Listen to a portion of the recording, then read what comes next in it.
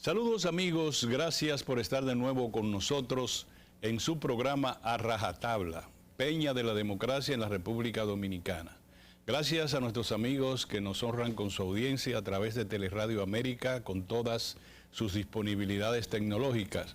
Lo mismo que en Super TV 55 desde Santiago para todo el mundo y el emprendimiento novedoso de redes Canalda TV, que nos retransmite los días sábado a las 2 de la tarde. De manera que estamos bien cubiertos, además de todas las disponibilidades en redes. Estamos aquí en A Rajatabla, un programa para gente inteligente, para gente sensible, para gente patriota. De manera que hoy vamos a tratar el tema fundamental de esta semana, que lo ha sido durante las semanas anteriores también, que es el tema haitiano. Tenemos uno de los invitados con mayor calidad académica, política, social y también de experiencia sobre el tema. Por tanto, les pido que se queden con nosotros. En este breve espacio de presentación del programa, yo quiero recordarle a ustedes que en esta semana le dije que un famoso cineasta chileno que ha producido varios documentales sobre la realidad de Chile, llegó a decir en una entrevista que Chile era una nación, o es una nación, bien vestida pero miserable. Y eso nos retrotrae a los tiempos cuando se decía que la economía de Chile era el paradigma de toda América Latina, su crecimiento, los niveles de desarrollo, de los indicadores que resalta el desarrollo humano. Y de repente en los últimos 3, 4 años, Chile se sometió a un nivel de presión de la ciudadanía a través de muchas manifestaciones en un gobierno conservador, el gobierno de Sebastián Piñera. Y el fin de la historia es que Chile tiene hoy a unos muchachos universitarios dirigiendo el poder, llevado de la mano de ese oleaje en una nación donde el agua está privatizada, que se dieron cuenta que estaba privatizada cuando vino la sequía y una parte de los productores reclamó agua y la otra parte le dijo, esa agua es nuestra, está represada para nuestros predios. Constitucionalmente el agua estaba ya privatizada, no decirle la electricidad, no decirle el transporte, no decirle la salud, y el sistema de seguridad social había colapsado por lo menos 3 veces. Y el último, el sistema previsional, hubo que devolverle lo poco que había a la gente de manera consecutiva hasta que también colapsó. Ese es el Chile que nos enseñaron, que todavía hoy está bien vestido, pero es miserable. Y yo pretendo que ese símil podamos traerlo a la República Dominicana, no en los términos exagerados de Chile, pero sí la República Dominicana tuvo un oleaje. El gobierno del presidente Luis Abinader debe mucho a ese oleaje social de resabio social que fue la Marcha Verde, que en Chile trajo un gobierno de muchachos universitarios, muchachos y muchachas universitarias. Aquí trajo un sector de la burguesía y de la oligarquía al poder, y los mentores de la Marcha Verde se conformaron con algunos cargos, ninguno ministeriales, pero sí cargos diplomáticos y técnicos en algunas áreas, y también quizás en el Congreso de la República. Yo hoy quiero señalarle a ustedes el por qué considero que la República Dominicana, no en este gobierno, desde hace varios gobiernos, es una nación que viste bien. Nos han dicho que tenemos una economía resiliente. Nos han dicho que podemos llegar a ser la 7ª economía de América Latina. Nos han dicho que somos la única economía de América Latina que ha cambiado su esquema, su modelo económico, desde el esquema mentado de café, cacao, azúcar, tabaco en rama, a un modelo de servicio, turismo, inversión extranjera directa, zona franca, remesa, telecomunicaciones. Es decir, nos han dicho que cambiamos exitosamente de la economía del postre a la economía de servicio. Y ciertamente la economía dominicana es resiliente. La economía dominicana le ingresan 32.000 millones promedio de dólares anuales, que es cerca de la tercera parte del Producto Interno Bruto de toda la vida de la República Dominicana, contado a un año, que serían como 100.000 millones al año 2022. Y si nosotros recibimos 32.000 millones de dólares, y ya yo se lo he contado por las fuentes por las que las recibimos, entre exportaciones también, que forma parte en cierta medida del nuevo modelo económico, pero es el único país que mantiene los dos modelos. Es decir, tenemos el modelo de las exportaciones de bienes primarios, a los cuales le hemos agregado valor, como cacao, este tipo de guineo, banano orgánico, cacao orgánico, y al tabaco los hemos industrializado, es decir, lo hemos manufacturado. Y hoy somos el principal exportador de cigarros hecho a mano y hecho también a nivel de fábrica. De manera que tenemos una economía resiliente, es verdad. Pero hay algo que también yo, a modo de introito, lo voy a comentar como invitado de hoy, que es la redistribución del ingreso, que siempre ha sido el gran problema del neoliberalismo como modelo económico en América Latina. Aquello de dos cosas que le he dicho también a ustedes. La primera es que el modelo se basa en enseñar al burro a no comer. Mientras menos come, más nos ahorramos. Llega un momento en que el burro se acostumbra a no comer, pero se muere de hambre. Y la otra es bajo la premisa fundamentalista de que el que no puede estar vivo, que se muera, que el mercado trabaja solo, que el Estado no puede ser un interviniente en el mercado, y que lo que pase, pase, y lo que se murieron, se murieron. El Estado llegará siempre él mismo a organizarse. Ese es el criterio del neoliberalismo. Y yo le digo esto, somos una nación, como lo he repetido, resiliente, tenemos unos ingresos que nos permiten tener una economía, una macroeconomía estable, unos términos de relación dólar y peso muy estable. El Banco Central dispone de casi 14.000 millones de dólares en sus reservas internacionales, equivalente al financiamiento de 7 semanas de importaciones en el caso que sea necesario. Es decir, somos una economía de verdad resiliente, y no voy a hablar del entorno difícil internacional, pero le voy a poner este ejemplo hoy, que ustedes lo van a tener en pantalla, que es la información del banco, se lo voy a decir ahora mismo, del Programa de las Naciones Unidas para el Desarrollo, que presentó en esta semana su informe sobre desarrollo humano. Y dice que recomienda a la República Dominicana desbloquear las brechas que limitan un mayor progreso, ya que en términos de desigualdad, repito la palabra, en términos de desigualdad, el país cayó casi un 20%. Si ustedes me entienden, podemos extrapolar esto a la familia. Nos está entrando mucho dinero, pero el marido no le da el dinero suficiente a la mujer, o viceversa, o no lo distribuye correctamente en la familia. República Dominicana, yo quiero reiterar eso, es un país bien vestido, pero parece que los vestidos interiores están sucios. Y eso es digamos, esa es la lucha que tenemos todos los dominicanos, redistribución del ingreso. Mientras nosotros tenemos una acumulación originaria de capital en sectores de los altos anaqueles económicos, no vamos muy bien. Nosotros debemos crear una economía donde todo el mundo pueda crecer y donde la pobreza no se esconda debajo de la alfombra. Señores, vámonos a un cambio.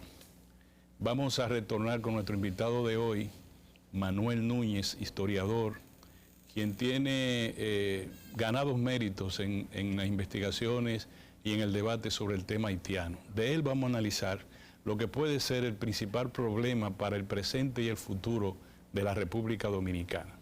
Nos vemos en un momento, señores.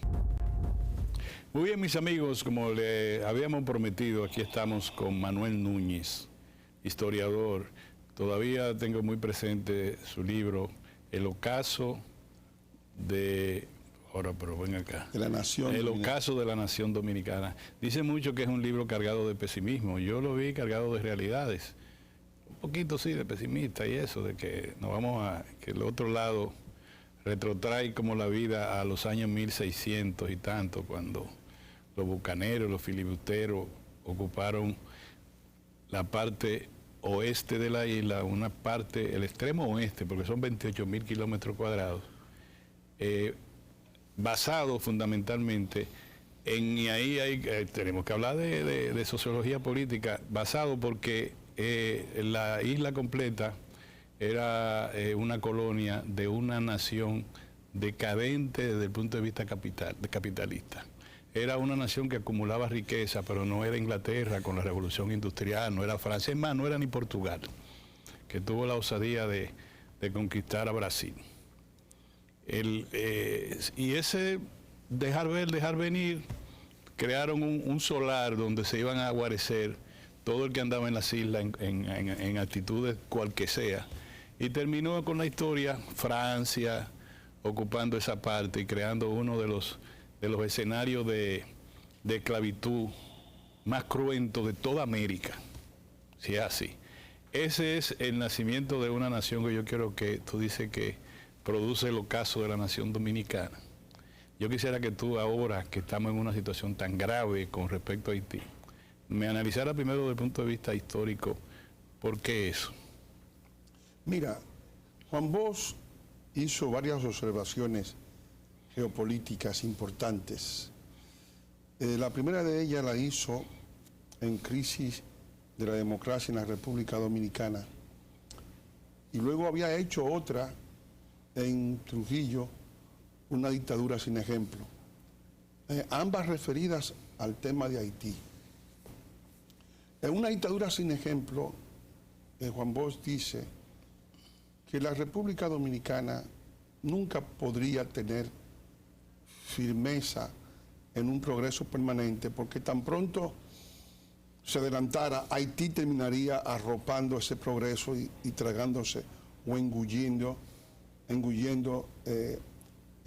lo que podíamos tener como ventajas de tipo económico. Y la segunda tiene que ver con el conflicto que hubo entre Haití y República Dominicana durante el gobierno de Bosch, en el que Bosch dice que los haitianos siempre han tenido tendencia en toda su historia, y da muestras, ejemplos, ¿no?, a destruir el sistema político en el cual viven, haciendo eso que llaman revoluciones, pero que no son las revoluciones que han estado en las cabezas de los fantasiosos revolucionarios, que es la llegada de la fiesta, la llegada de ese régimen paradisíaco al cual, según esas creencias religiosas en la revolución, llevaría al establecimiento del reino de la igualdad y el reino de la bondad humana, ¿no? La creación de una visión en la que el hombre sería redimido por los redentores políticos. Esa es la idea siempre que hubo en la revolución, esa es la idea religiosa que hizo que mucha gente se apuntara al mito revolucionario antes de darse cuenta, ya viviéndolo plenamente, de la pesadilla que habían creado. Es decir, que esa visión está presente. En el caso nuestro, toda nuestra vida ha estado condicionada por el hecho, por la existencia de Haití. La primera condicionamiento, yo diría que hay tres etapas. La primera etapa fue la etapa de la división de la isla. Los primeros 2 siglos, desde 1492 hasta 1697, toda la isla fue española, o sea que esa parte de que hoy es Haití era parte nuestra, de nuestro entronque cultural. Nos fue arrebatada prácticamente en el siglo XVIII, con la creación de Saint-Domingue. Tan pronto Saint-Domingue, colonia creada por Francia, la más rica del continente, se independizó, ya en su constitución de 1805, con el nombre de Imperio de Haití, plantea que no tenemos derecho a existir los habitantes de esta parte, porque esta parte es parte de su reino. La isla es una indivisible, ellos plantean. El artículo 12 de esa constitución y el artículo 18 hacen imposible la convivencia. Primero porque la parte dominicana era multirracial, no reconocía el exclusivismo negro, y la parte haitiana solo reconocía el exclusivismo negro y no reconocía nuestro derecho a existir como nación independiente. Eso hizo que la primera etapa de en el siglo XIX sea de lucha en contra de Haití para preservar nuestra independencia. 12 años de lucha.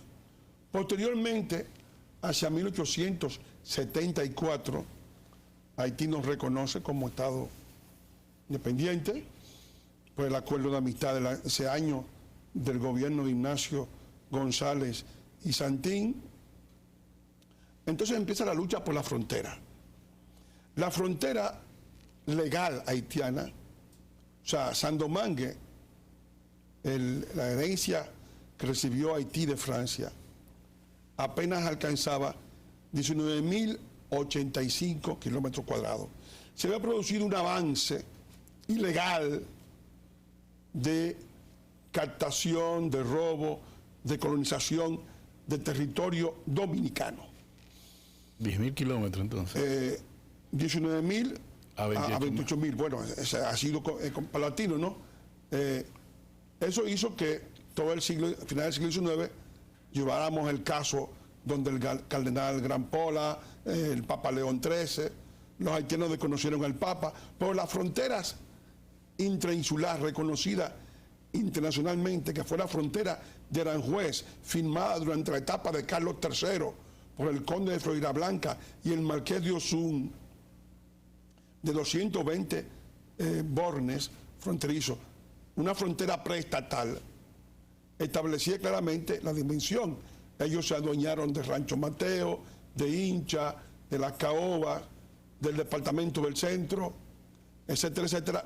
Y eso hizo que en todo el siglo, al final del siglo XIX, estuviésemos en lucha en contra de Haití para salvaguardar esa frontera hasta el año 29, cuando un grupo de patriotas, de hombres claro, encabezado por Peñavalle, Troncoso de la Concha, Flon Gautier, convencieron al presidente Vázquez y posteriormente al presidente Trujillo, primero para el establecimiento de la frontera de 1929, en la que ya prácticamente se reconoce que Haití ha colonizado una parte del territorio nacional y que la hemos perdido para siempre, y posteriormente el adendum del 36, cuando Trujillo le cede el Valle de la Miel, porque había 5 dificultades que no pudieron solventarse en el 29, y Haití termina con prácticamente con 27.750 kilómetros cuadrados, y la República Dominicana pasa de 56.000 a 48.442 kilómetros cuadrados. Es decir, pasamos a ocupar legalmente lo que tenemos ahora, que es 62% de la isla de Santo Domingo. Es el nombre, Isla de Santo Domingo, nunca fue Isla de Haití. Luego de esta definición fronteriza, que se acabó de solventar porque luego los haitianos intentaron colonizar las 5 provincias y se produjo la matanza del 37, que detuvo ese fenómeno de expansión hacia el este, ¿no? Entonces empieza la tercera fase. Manuel, que es la fase... Vamos a dejar eso ahí, pero no, te pasaste. No, empieza la tercera fase, que es la fase de la lucha por la vecindad. Haití se ha verificado como un territorio inviable. Los haitianos se han mudado hacia la República Dominicana, han terminado desnacionalizando la agricultura, desnacionalizando la construcción, desnacionalizando los servicios, y ahora mismo lo que se está discutiendo es la soberanía nacional de los dominicanos, la continuidad histórica de la República Dominicana y la posibilidad de mantener el sentido de nuestra vida inicial como nación independiente de Haití. O sea que hemos experimentado las tres fases. Estamos entonces en una fase muy delicada, crítica, tú dirías. Sí. Porque tú hablas de la desnacionalización, eso ya es una situación grave. Sí, no, porque bueno, ahí no es un problema ideológico, es un problema de hechos. Tú haces un encuentro ahora mismo y vas a las construcciones y ves que los que están ahí son haitianos. Te vas a la agricultura y lo mismo. Te vas a los servicios y lo mismo. Pero no solamente es una inmigración de trabajadores, es una inmigración de enfermos. Te vas a los hospitales y te das cuenta de que el consumo de los hospitales subsidiados está prácticamente en esa población. Te vas a los hogares infantiles de Conani y no hay huérfanos dominicanos. Te vas a las escuelas y ya ha habido denuncias, tú las has visto, de grandes dominicanos, de grandes cantidades de dominicanos que no han podido entrar a la escuela porque han sido ocupadas, amparados por las ONGs, por esta población. O sea que estamos ante una población que se ha apropiado de otro país que no es el suyo, ahora, que tiene el respaldo, el aval de 150 ONGs, cuya finalidad es sembrar estereotipos contra la República Dominicana para que no podamos reaccionar siquiera a la defensa del país. Y todo eso evidentemente supone la llegada del ocaso de la nación dominicana. Creo que tu pregunta. Sí, recreaste muy bien tu obra. Ahora te quiero traer al presente. Haití ha explosionado. Yo no sé cómo llamarle, si Estado, si nación, si conglomerado, si grupo étnico, como sea. Eso que está de ese lado ya explosionó. Y hoy está bajo el control de la anarquía. No vamos a decir el control de bandas individuales, sino control de la anarquía. Lo que tenga más poder va a sobresalir, como una jauría, algo así, o como los leones, el que sea más fuerte controla la manada. Eso es Haití. Sí. Y hoy tiene en inminente y grave peligro todo el hilo limítrofe, para no decir el país, ahora mismo. Y resulta que se dice que una intervención militar, incluso el país apoya una intervención militar, el presidente ha dicho que apoya una intervención militar en Haití, pero resulta que las grandes potencias como que no están en eso. Al momento que tú y yo estamos hablando, todavía no se sabe qué va a pasar. La comunidad internacional, ¿cuál sería el tipo de intervención en Haití? La comunidad internacional estuvo en Haití como comunidad internacional 17 años. Estuvo antes 2 años, del 90 al 92, los Estados Unidos con una fuerza de intervención. Posteriormente se le dio el sello de intervención de Naciones Unidas y esa fuerza gastó anualmente en la fuerza de intervención $900 millones con la finalidad de desarmar el país, de crear una policía nacional que tuviera el control del orden público, de desarmar las bandas que tras el desmantelamiento del ejército producido por la intervención desafortunada de Bill Clinton,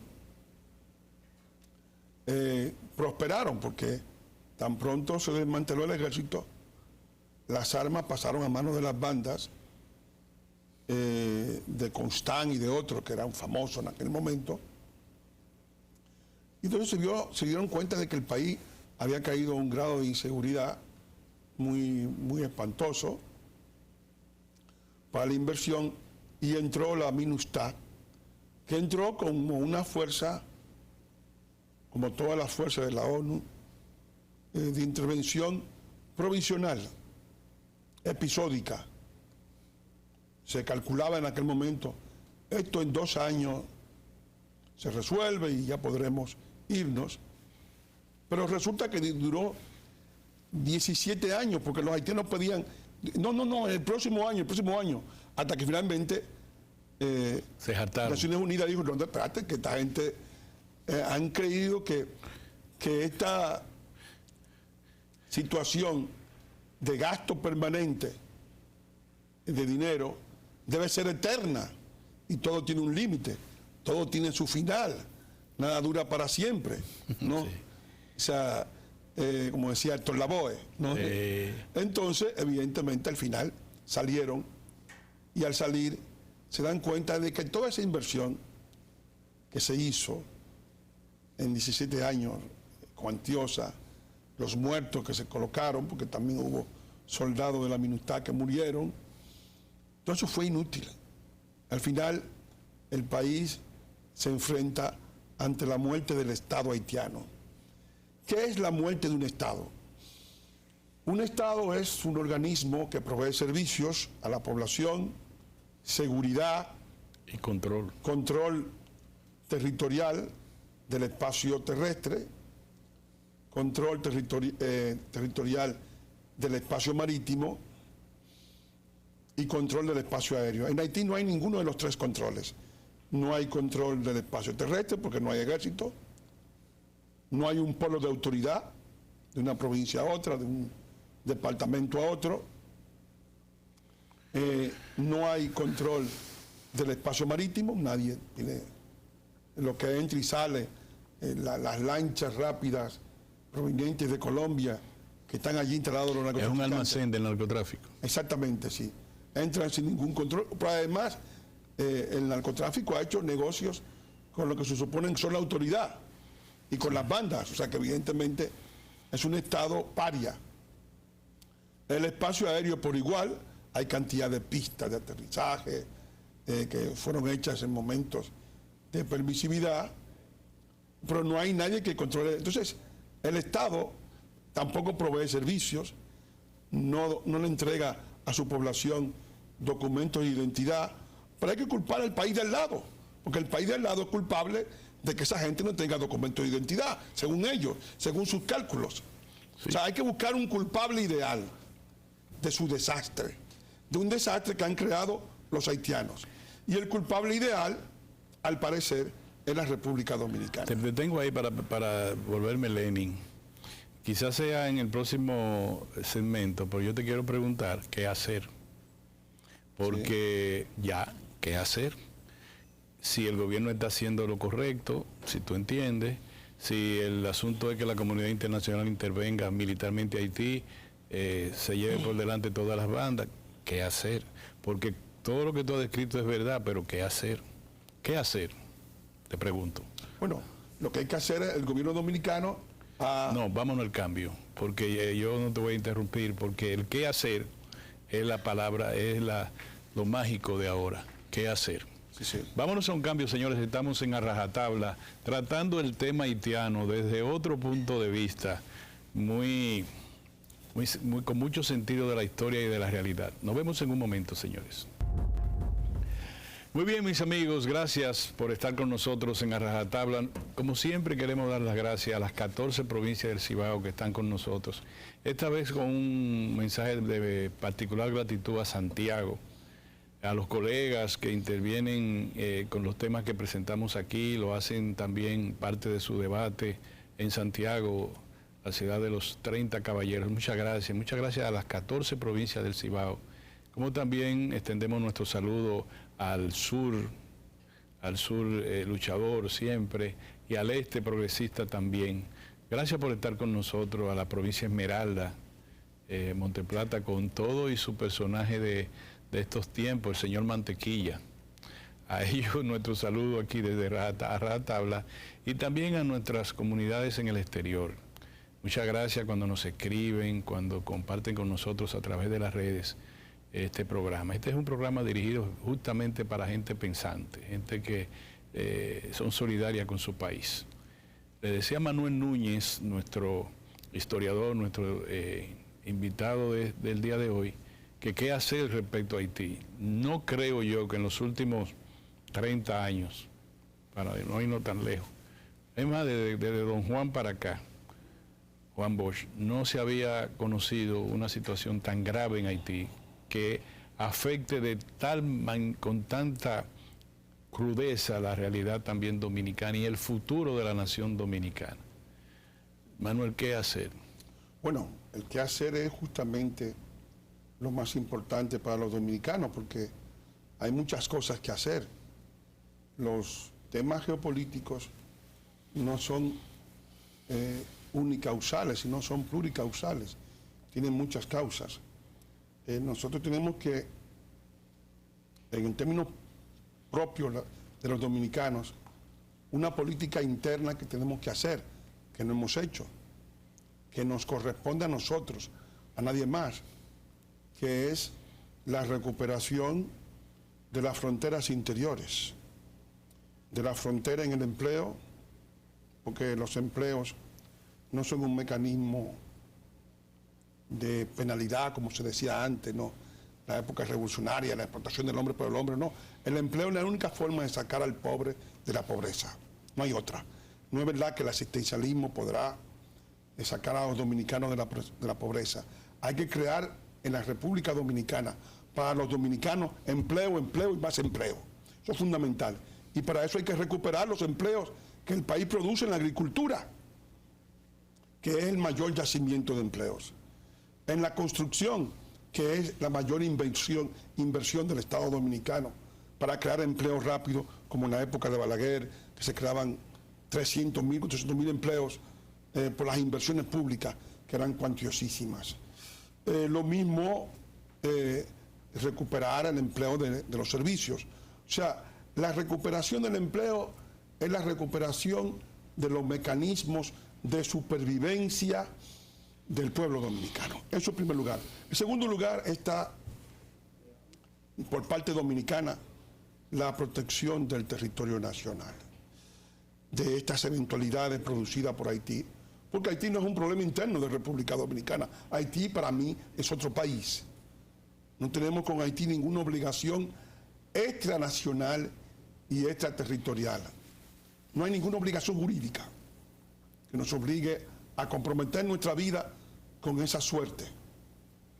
Y para ello es menester, y yo creo que en ese sentido el gobierno está actuando correctamente, y hay que felicitar al presidente Abinader por el comienzo de la construcción del muro, porque lo que haya de muro no importa, ya se empezó. Se podrá hacer más fuerte mañana, pasado mañana, con otro gobierno, si es que no es bastante eficaz. Se podrá eficientizar, pero el hecho mismo de que podamos hacer el muro, que en época de Leonel Fernández o de Danilo Medina parecía una utopía, porque era visto como una cosa por parte de aquellos gobernantes, un problema de voluntad política. Pues bien, eso es importante porque eso tiene un valor psicológico fundamental, que es enviarle una señal al resto del mundo de que la solución del problema no está en República Dominicana, sino allá. Ya que sí, te interrumpo ahí brevemente, veo que tú tienes un punto como muy distante, la repatriación de los indocumentados. No, voy ahí. Yo he hablado de las fronteras interiores. Las fronteras interiores es la frontera... No, y veo que no critica al gobierno porque no ha aplicado un programa adecuado de repatriación. Ahí voy también. Cuidado si lo felicito también. No, tampoco no. Yo únicamente lo que he hablado es del muro, que tiene un valor político y psicológico, positivo. O sea, y es una tarea del presidente, porque estamos hablando de un gobierno en el que el presidente tiene una posición, pero los funcionarios tienen otra. Es decir, esa no es la posición del director que está en migración de Eusebio Lozano, ni la posición del... Venancio, ¿qué se llama? De Lozano. No, Lozano es el director del instituto sí, de formulación de políticas migratorias. Sí, no, que es el que realmente formula la política. Y luego tampoco es la posición del ministro de Economía, señor Isa Contreras, ni tampoco la posición del ministro de Medio Ambiente, Sarah Hatton, que se reconoce como una de los puntales de las ONG, en el sentido de la haitianización del país. No, yo estoy hablando de cosas muy puntuales. Yo sé que eso no es suficiente. Necesitamos una política de protección de las fronteras interiores. O o sea, de repatriación, de recuperación del empleo, o sea, que está en manos de los haitianos en la República Dominicana, de recuperación de los hospitales, que impide que los dominicanos tengan acceso a la salud. Porque si tú tienes una cantidad inmensa de enfermos llegando del país con más enfermos del continente, que tienen liderazgo del SIDA, de la malaria, de las enfermedades que se transmiten por vectores, es decir, los insectos, los animales, el agua. O sea, y que se vierte toda esa población hacia la República Dominicana, pues nos crea un problema terrible en términos sanitarios, porque estamos desatendiendo a nuestra población, a nuestros niños, a nuestras parturientas, para atender a otra población, con el chantaje de ONG que están establecidas en los mismos centros hospitalarios. Luego está la recuperación de las escuelas, que están siendo terriblemente ocupadas por esta población. Tampoco ha mencionado a los empresariados dominicanos, que es responsable de utilizar mano de obra barata. El empresariado dominicano se encuentra con la mano de obra haitiana. Ni siquiera son los empresarios que lo traen. Los haitianos están ahí. Ahora bien, ¿cuál es el problema básico de nuestro empresariado? Nosotros tenemos leyes laborales que incentivan, en cierto modo, a la desnacionalización del empleo en el área empresarial que a la que te refieres, porque yo estoy hablando del empleo en el sector primario de la agricultura, esencialmente, que es donde está concentrada la mano de obra haitiana.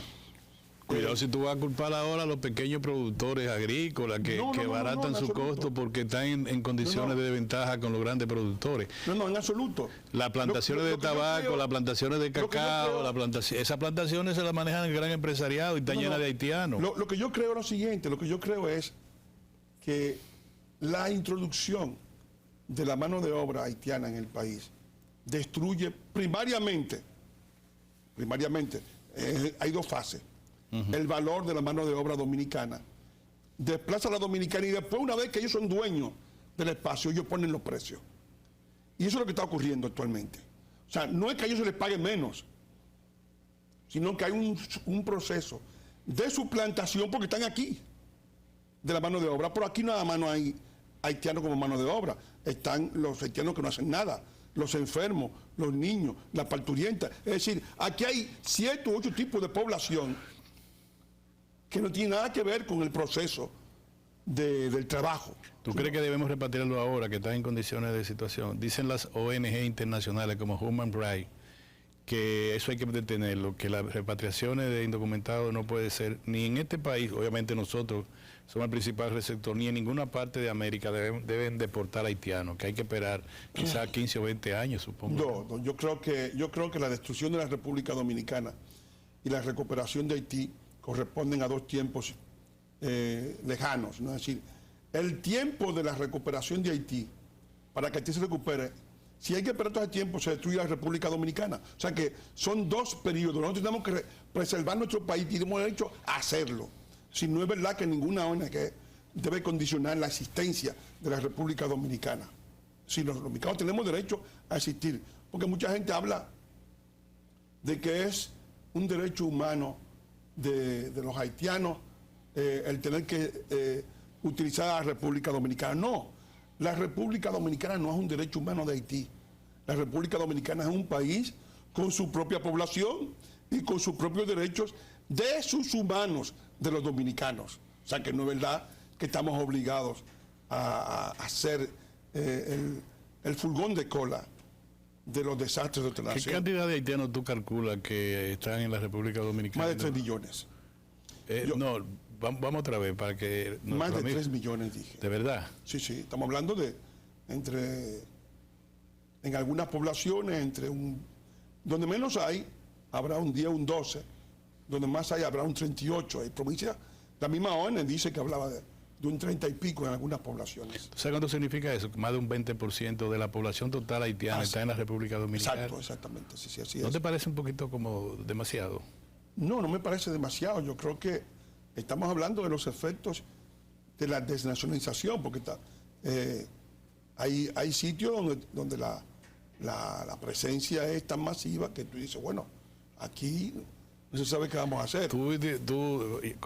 Como hay tus felicitaciones, también me gustaría escuchar tus críticas, porque lo que nosotros tenemos para deportar indocumentados, no vamos a decirle ilegales, vamos a decirle indocumentados, es un zafarrancho que hay en Jaina, Sí. que ahí se agregan, donde hay 3 millones de personas, debe haber un 80% indocumentado. Y eso es lo que nosotros hacemos.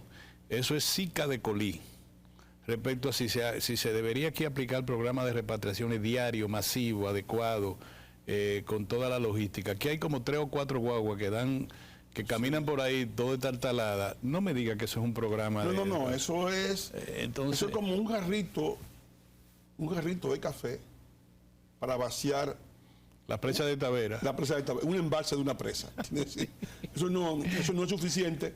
Mira, si tienes razón, las políticas han sido fracasadas porque han sido vistas no desde el punto de vista de los hechos, porque los hechos son incontrovertibles. El país está inundado y todo el mundo lo admite. O sea, sino desde el punto de vista ideológico. Desde el punto de vista ideológico, porque hubo ideólogos que dijeron en el pasado que el problema no era la mano de obra haitiana, sino el problema era un asunto psicológico. O sea, era parte de las ideologías de izquierda que viven midiendo cerebro, y el problema era el antihaitianismo. Entonces había que buscar ese virus, ¿no?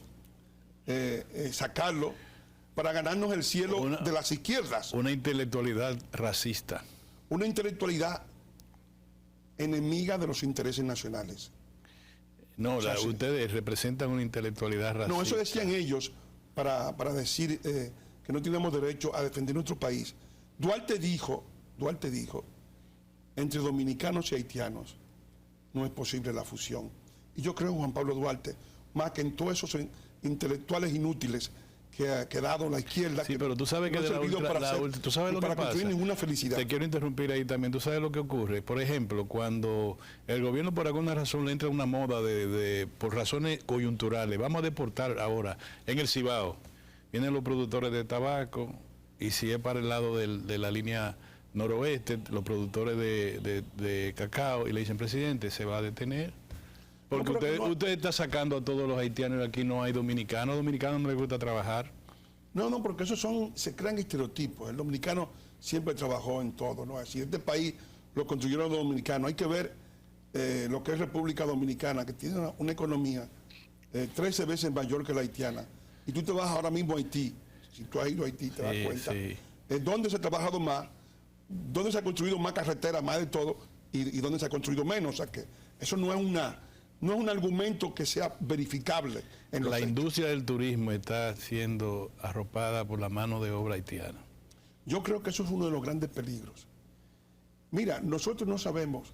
El turismo, que fue una de las cosas que debemos a Joaquín Balaguer, porque hay que reconocer. No, eso no quita nada. Yo sé que tu historial antibalaguerista no está en entredicho. por el contrario, no. Pero Balaguer fue el que creó el turismo, creó los 4 polos turísticos, los 4 enclaves. Sí, nos quedan 3 minutos. O sea, y creo que el turismo está en riesgo ahora mismo, porque cualquier estallido de controversia con esa población que amenaza la paz pública, amenaza un polo turístico. Si esa población contamina, como ya ocurrió en el año 99, en época de Fernández, porque yo estudié ese caso. Con el cólera. Con la malaria. Con la malaria. O sea, el doctor González era nuestro preceptor en ese momento, produjo cancelaciones masivas de los operadores en la zona este del país. O sea, cualquier estallido ya sanitario, ya de político, podría amenazar una industria que reporta a la República Dominicana en estos minutos más de 7.000 millones de dólares. Sí, si tú fueras presidente de la República, 3 medidas inmediatas que tú adoptaras desde el punto de vista nacional, independiente a la comunidad internacional, lo que haga la comunidad internacional. 3 medidas inmediatas. Primera medida, terminación total del muro. Segunda medida, fortalecimiento de todas las fronteras interiores, en los hospitales, en el empleo, en la educación. Tercera medida, cambiar la visión diplomática de la República Dominicana y mostrarle al mundo que la República Dominicana no puede cargar con un problema que no ha creado ni es de su responsabilidad. Te faltó una medida de deportar a los indocumentados. No, yo dije las fronteras interiores. Eso es. Sí, el empleo, la salud y la educación. Es sacarlo de estos y de los hogares infantiles. ¿Qué hacemos con los niños? Y con la parturienta. Los hijos de ciudadanos indocumentados nacidos en República Dominicana, que según nuestro Tribunal Constitucional no son dominicanos. ¿Qué hacemos? Los niños son hijos de sus padres. Tienen que estar con sus padres, con sus familiares. O sea, los hijos tuyos, tú se los tiras a otro. No, tienen que estar con su papá, su mamá, irse con sus padres también. Está bien. Sí. Manuel, nosotros tenemos que venir más a hablar. Y tú sabes una cosa, yo te voy a invitar, sí. no te niegues cuando te llame, a que hablemos de política. Y hablemos de sociología política, y hablemos de clases sociales, y hablemos de justicia social, porque la matemática que tú estás planteando, cuando tuvimos una conversación aparte fuera del programa, como que es una matemática muy acomodaticia, y como lo dijiste ahora, el empleo es lo... Sí, cuando se habla de redistribución del ingreso, es para que genere empleo, no es para que le den dinero a la gente. No, porque el empleo hay que protegerlo, el empleo es un mecanismo de supervivencia, y si el empleo... Que pasa por una redistribución, ha sido Manuel, cooptado, secuestrado por nuestra población, hay que recuperarlo. Lo bueno es que Manuel y yo somos amigos y podemos pelear, y vamos a pelear. Te estoy invitando desde ahora, no es un reto, es una conversación amena sobre un tema que nos interesamos, ¿de acuerdo? ¿Está aceptado? Cuando te llame no comienza a decir, no, yo tengo una conferencia en... Ok. Gracias, señores. Manuel Núñez, historiador, amigo mío de muchos años, un gran dominicano, estuvo con nosotros hablando del tema de Haití. Podemos estar o no de acuerdo en algunas cosas, pero en sentido general, es penoso decirlo, él tiene la razón. Nos vemos, señores, la próxima semana en otro programa a rajatabla. Hasta entonces.